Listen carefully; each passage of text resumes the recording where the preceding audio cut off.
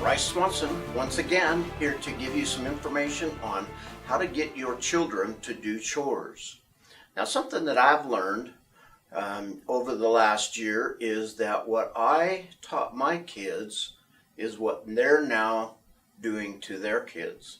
And so I've seen some interesting observations on things that we did when we were teaching our children that are now passed along to my kids. And so I've got about 5 things that I'll just share with you real quick that I've observed. And the lesson here to consider is that whatever you do today will end up in the lives of people that are around you tomorrow. And so these are just some good examples of how child rearing is a demonstration of activities that you did when you were potentially raising kids. And so the first one is to consider that if your child is not doing their chores, stop the show. So this can apply not only just to children, but if you've got, let's say, a fellow employee that's not doing what's needed, you can just stop the show and talk a little bit about what their expectation is, what they plan on doing after the event in order to get them motivated to get completed with the project.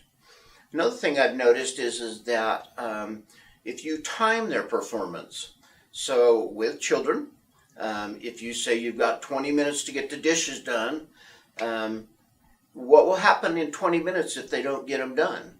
Well, the bottom line is what you should do is make some kind of either positive if they do get it done or negative if they don't. So negative might be if you don't get done with the dishes in 20 minutes, you have to go to bed 15 minutes earlier. I have noticed that kids do not like to go to bed, so that's a good wager point for you to consider using in your management of the children. So they don't get them done in 20 minutes, they go to bed 15 minutes early.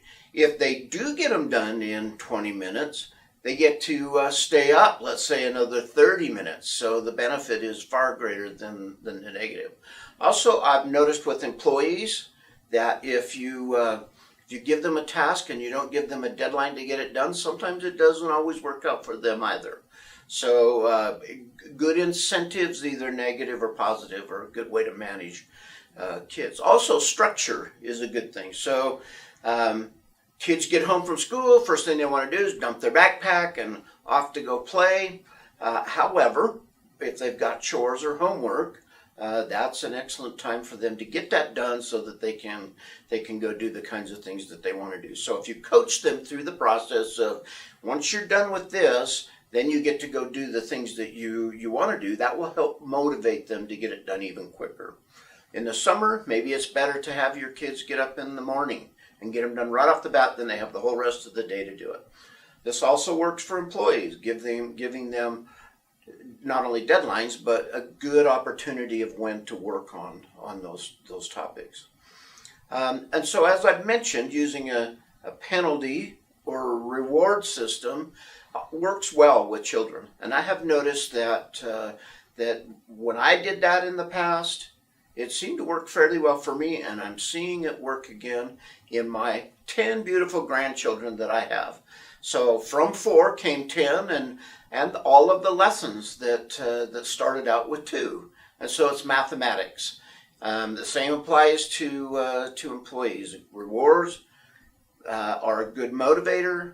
Negative consequences sometimes are what has to be imposed in order to get.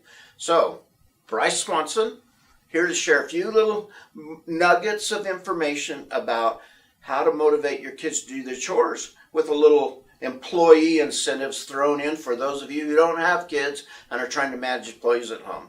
Once again, thanks for listening. Appreciate it. Bryce Swanson.